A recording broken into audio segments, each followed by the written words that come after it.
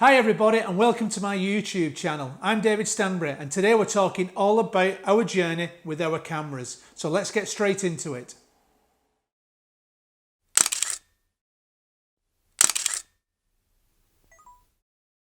So what's this YouTube video all about? Well, it's all about my journey and evolution with the cameras through my career. Why? Well, I've been doing quite a few seminars and workshops now with photographers and we always seem to get chatting on that subject of kit, gear, what camera, what lenses, etc. And that got me thinking to my evolution through my photography career. And one of the questions I'm always asked is how did we start? What cameras did I start with? And it all begins with this, the Praktica BX20. Now this was bought for me by my parents for my 21st birthday in 1991, so I'll let you do the maths on that one. But one of the things that my father said to me is now go and learn how to use this camera. So I went to a college and I learned about shutter speeds, aperture, f-stops, but also how the two work together to create the images and the look of the images that I was after. This college also did black and white and colour hand printing, so I really fell in love with the darkroom process as well. And a very shrewd businessman stroke lecturer there then turned around and saw how I was getting involved with photography and then offered to sell me his camera, which was this one, the Pentax 645. And this was my first medium format camera, and really this is the camera that made me fall in love with the look and feel of medium format. I actually shot my first weddings with this particular camera, and I'm always asked how did I get involved in wedding photography. Well, a friend of a friend was looking for somebody to photograph their wedding but didn't want any colour photographs. They just wanted black and white pictures. So at the time at college, I was shooting black and white and processing and printing black and white. So that's what we did with the wedding. I shot it, I processed the films, and I printed the films, black and white 10 by 8 prints. And the guy loved them, and people who saw the photographs loved them, so the diary started to fill up. The only problem is that you can't shoot all black and white on every single wedding, so I had to try and get some colour photography into it. So this camera, you can't change the back on it. You've got to use the film up before you can change the film. So what I then did was I purchased a Canon EOS5, which is a 35mm SLR camera. And the idea was this would shoot colour and this would be shooting the 35mm black and white, more reportage, more candid sort of pictures. Now, at this time, if you weren't shooting medium format, you weren't seen to be a professional photographer. In fact, if you weren't shooting Hasselblad medium format at the time, you weren't seen to be a professional photographer. So the thought of somebody shooting weddings using a 35mm camera was quite controversial.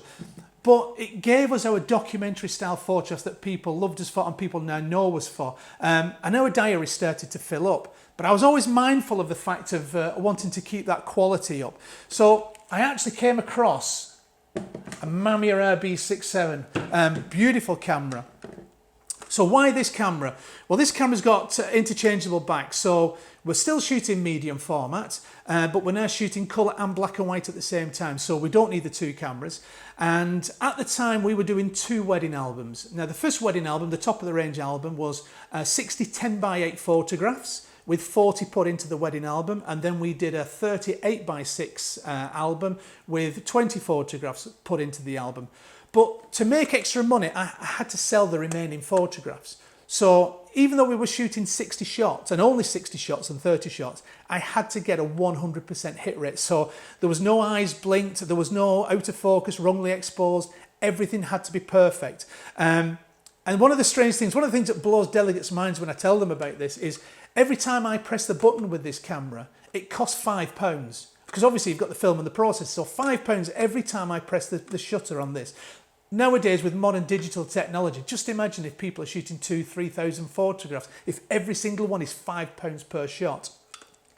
So that was the Mamiya. I then wanted to bring in a documentary style coverage, so I actually went back to the college and I asked one of the students who was at the college if he fancied doing a little bit of second shooting for me, and that's then where the Canon D30 came in. Now this is a Canon D60. The first one we bought was a Canon D30, which was a mighty 3 megapixels and a 256 megabyte compact flash card, which cost about a week's wage. We then traded that in for the crazy double the quality of the 6 megapixel EOS D60, and this was the camera that the second shooter who was getting the behind the scenes sort of shots was using. I wanted to speed up the photography a little bit because obviously the Mamiya was on the tripod, so I needed something a bit more handheld, and this is where this beauty came in. So the next camera I got was the Bronica EOS5, the 6x4.5. Why that size and not the 6x6 or even the Hasselblad 6x6 is I couldn't afford a Hasselblad, but also don't forget we were doing a 10x8 and an 8x6 print, so we weren't doing square prints. When I actually added this with the speed grip, this was literally a handheld medium format camera, so we could shoot the weddings a hell of a lot quicker and get those more important documentary shots as well as the hero shots that we were looking for. And then what happened is I got a little bit lazy, I think, because then I fell in love with this camera. And I actually obviously got one of these, the EOS1D. This is the Mark II version of it. And I moved away a little bit from medium format for a bit. And we were shooting really with these particular cameras here. Love the camera. I love the feel of this camera. The second shooter was then shooting on a 30D, which was now an 8 megapixel camera. Again, image stabilization on it. So we're still shooting on 2 cameras, still shooting with an assistant, but I'd lost my way a little bit with the medium format. And that actually came back to me when I was lucky enough to manage to get my hands on, finally, a Hasselblad.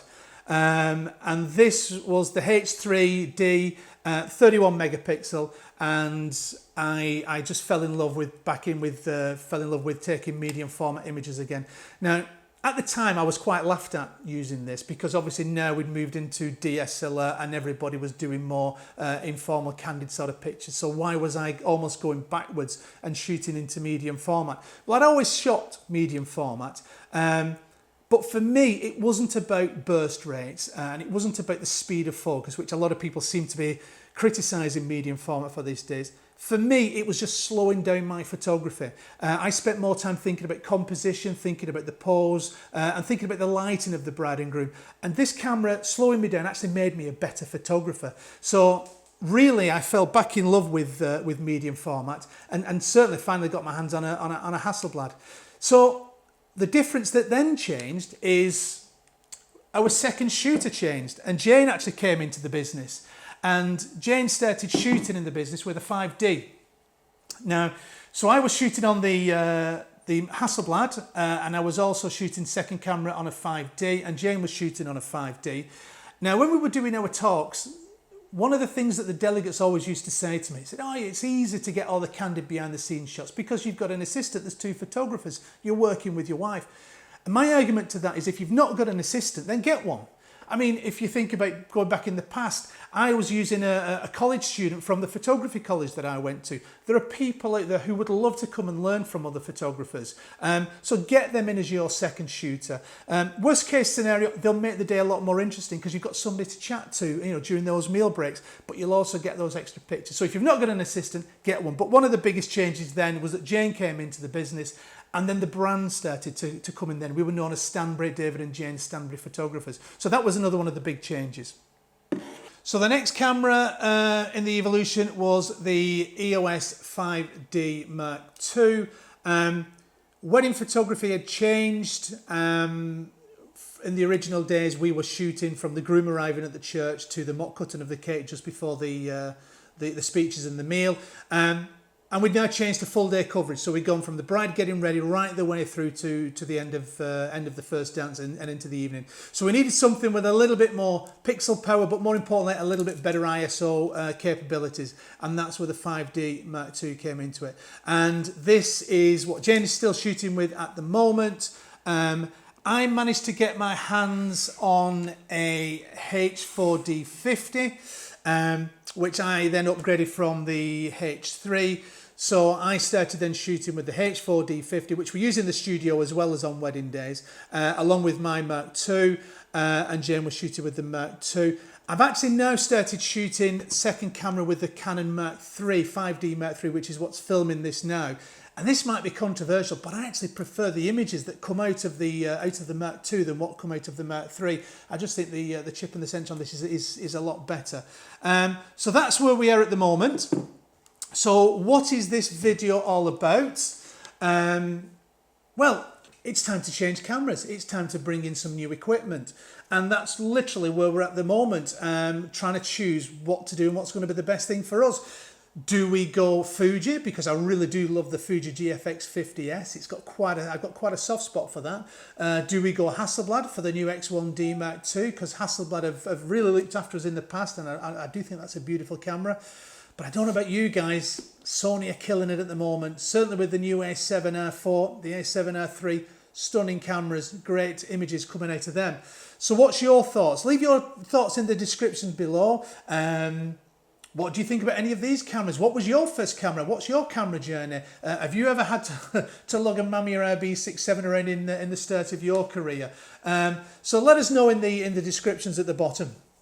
But the one thing that I didn't realise when I was actually doing this video was the one thing that always seemed constant. I mean, we've changed cameras, we've changed formats from medium format, 35mm DSLR, but there's one thing that's always been with us on the journey, and that only came to me when I was actually doing this video, and that is this Sekonic 308 light meter. I actually bought this when I bought the Mamiya RB67, and this literally has stayed with me all the way through. Now, I know light meters are a little bit cause a few arguments amongst photographers at the moment, but for me this has always been a sure part of certainly of my photography journey, and probably will be for the foreseeable future. So who'd have thought it, after the changing of all these cameras, this one little item has always stayed with me. And on that note, I'm going to end this. Thank you very much for watching. If you like the video, give us a thumbs up, like, subscribe to this channel, have a look at some of the other videos that I've done regarding our photography work. And we've got a few more things coming out, so I look forward to speaking to you guys in the future. Thanks for watching. See you soon.